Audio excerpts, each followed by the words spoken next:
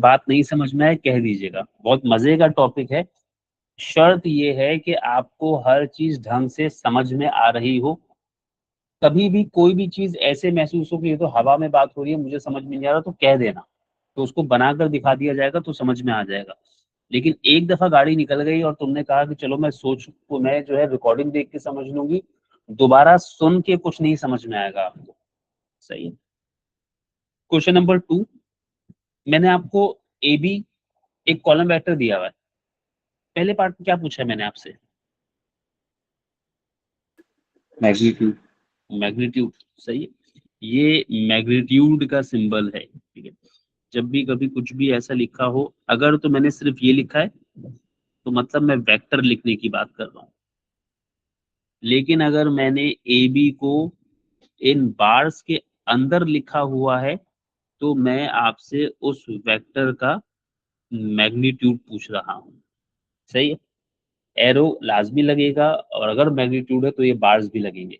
Magnitude निकालने का तरीका क्या है? वेक्टर के हॉरिजॉन्टल कंपोनेंट का स्क्वायर प्लस वेक्टर के वर्टिकल कंपोनेंट का स्क्वायर। समझा दिया है ये फॉर्मूला, कोशिश कीजिएगा समझ से समझ में आए, याद नहीं करना पड़े। 3 का स्क्वायर 9, -4 का स्क्वायर 16, 9 + 16 25। तो मैग्नीट्यूड ऑफ ए बी कितना हो गया? 5।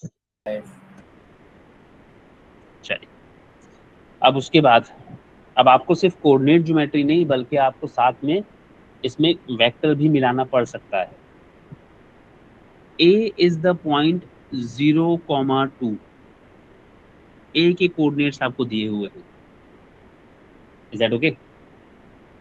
The equation of the line A B may be written as 3y + 4x = k। कोई लाइन है ए बी, उस लाइन की इक्वेशन मैंने आपको बताई हुई है, मैंने आपको ए के कोऑर्डिनेट्स बताए हुए हैं, और मैं आपसे के की वैल्यू पूछ रहा हूँ। क्या करूं कि के की वैल्यू पता लग जाए?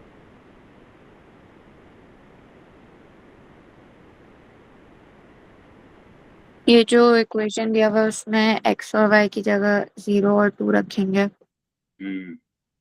तो हमें पता है कि ये इक्वेशन ए बी की है, और हमें ए और बी में से कोई भी एक पॉइंट के कोऑर्डिनेट्स अगर पता है तो वो कोऑर्डिनेट्स लाइन की इक्वेशन में सब्स्टिट्यूट किए जा सकते हैं। तो y की जगह 2, x की जगह 0 = k। तो k की वैल्यू क्या आ गई? 6। सही है। ये खैर वेक्टर है भी नहीं, ये कोऑर्डिनेट ज्योमेट्री है। फाइंड, दोबारा बोलो बेटा। नहीं सर, कुछ नहीं, वो एक चीज मिस हो गई, सॉरी। चलिए, question B part 2, find the coordinates of the mid point of A B. A B का मिड पॉइंट बताना है। अब ए बी का मिड पॉइंट बताने के लिए आपको क्या क्या चाहिए? बी के कोऑर्डिनेट्स। और ए ए, और बी के कोऑर्डिनेट्स। ठीक है, ए के कोऑर्डिनेट्स मुझे पता है। ए के कोऑर्डिनेट्स क्या हैं?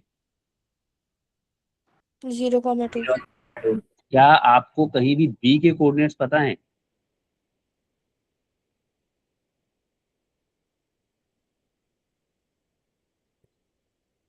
क्या सवाल ने बी के कोऑर्डिनेट्स बताए हैं?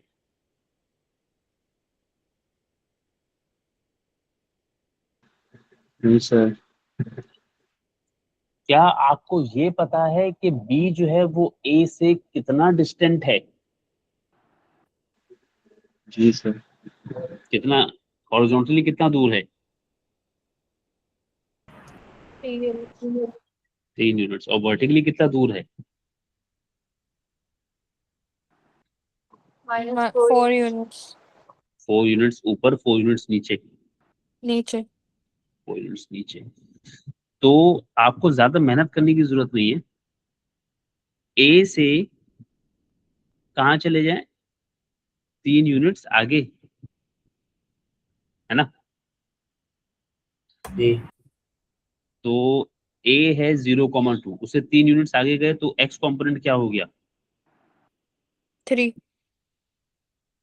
फिर वर्टिकली आप जहां भी हैं वहां से 4 यूनिट नीचे आ जाए, ए वर्टिकली 2 पर है, 4 यूनिट नीचे आएंगे तो कहाँ पहुंच जाएंगे? -2 -2।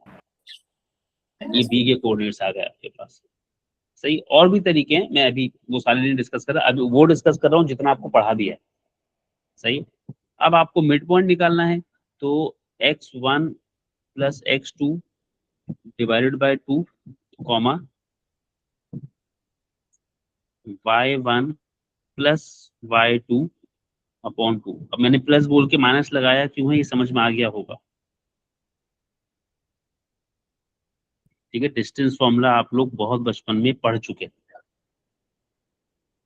सही है।